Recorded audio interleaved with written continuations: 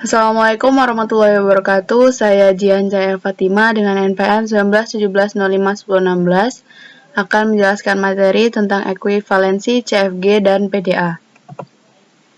Jadi langsung ke contohnya aja. Jadi misalkan sebuah CFG memiliki aturan produksi, yaitu S menghasilkan terminal A, B, dan C, kemudian juga menghasilkan variabel A, terminal A dan C. Kemudian B juga menghasilkan terminal B dan terminal C. Maka dapat dibuat PDA-nya menjadi key-nya itu memiliki state Q1, Q2, dan Q3. Kemudian inputnya itu memiliki A, B, C. Kemudian di sini untuk tupelnya ini ada S, B, A, B, C, dan Z. Kemudian di sini startnya itu S mulai dari Q1, kemudian topnya itu adalah Z, dan final state-nya itu adalah Q3. Dan berikut adalah fungsi transisinya. Jadi transisi Q1 dengan input epsilon dan Z itu menghasilkan Q2, S, dan Z. Dan di sini bisa dibaca sendiri ya. Kemudian selanjutnya, nah berdasarkan aturan produksi tersebut, tata bahasa tersebut dapat menurunkan string AACC, yaitu dari S, kemudian diturunkan menjadi A, B, C, dan kemudian diturunkan menjadi AACC.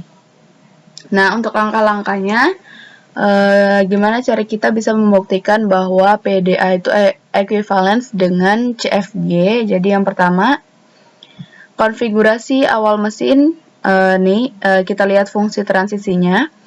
Nah, penjelasannya yaitu konfigurasi awal mesin, yaitu pada state Q1, kemudian tanpa menerima input atau epsilon, dan di sini topnya itu Z. Nah, di sini kemudian akan menjadi state Q2, terjadi pada state Q2, dan di sini terdapat S dan Z. Jadi S-nya ini di-push dalam stack-nya. Jadi awalnya konfigurasi awal itu hanya Z di sini. Di sini tanpa menerima input ya. Jadi di sini hanya Z, tumpukan paling bawah. Nah, kemudian akan ditambahkan S atau di-push S sehingga S-nya berada di atas Z. Jadi kondisi tumpukan sekarang adalah seperti ini, Z kemudian S. Nah, kemudian yang kedua, ini adalah input tanpa menerima input atau epsilon. Nah, kita lihat fungsi transisi yang tadi di depan tadi, ini fungsi transisi nomor 2 ya. Nah, yang ini kita lakukan sesuai dengan fungsi transisinya. Fungsi transisi, jadi awalnya itu adalah Q2, epsilon, dan S ya. Kemudian awalnya seperti ini, S dan Z. Nah, kemudian akan menjadi Q2 A, B, C tanpa ada S. Nah, oleh karena itu S-nya harus kita pop terlebih dahulu. Ini disebut dengan pop top of stack. Jadi S itu karena dia merupakan nilai paling atas, itu namanya top of stack. Jadi kita pop. Setelah di pop, maka kita push A, B, C. Maka hasil sementara stack atau tumpukannya adalah seperti ini. Z, C, A, B, C. Nah, untuk langkah yang ketiga yaitu untuk input yang menerima input A. Nah, kita lihat fungsi transisinya yaitu transisi Q2 dengan input AA itu menjadi Q2 dengan input epsilon. Nah, agar bisa menerima input A, maka kita harus pop topnya, pop top of stack, pop nilai paling atas, yaitu kita pop nilai A-nya. Setelah A-nya kita pop, maka di sini tumpukannya akan menjadi Z, C, dan B. Nah, untuk yang keempat, ini adalah input tanpa menerima input lagi, yaitu epsilon. Kita lihat fungsi transisi yang ini. Jadi di sini transisinya pada Q2 dengan tanpa input dia menuju B, kemudian Q2 dan C. Nah, konfigurasi mesinnya itu kan menjadi Q2 dan C. Nah, oleh karena itu awalnya di sini tadinya B. Jadi kita pop nilai paling atas yaitu B.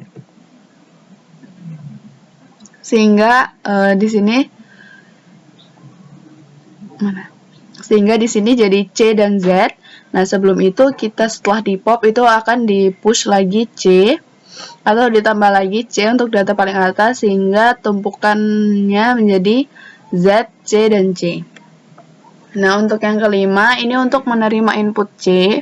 Di sini kita lihat fungsi transisinya, yaitu di mana transisi Q2 CC itu menjadi Q2 dengan input epsilon. Nah, maka di sini untuk agar bisa menerima input C, maka kita harus pop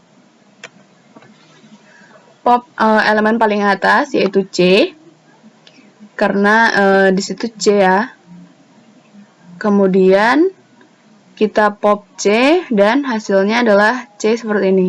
Hasil stacknya adalah Z kemudian C. Nah, selanjutnya untuk input yang menerima C, ini kita lihat fungsi transisinya yaitu Q2CC itu menjadi Q2E.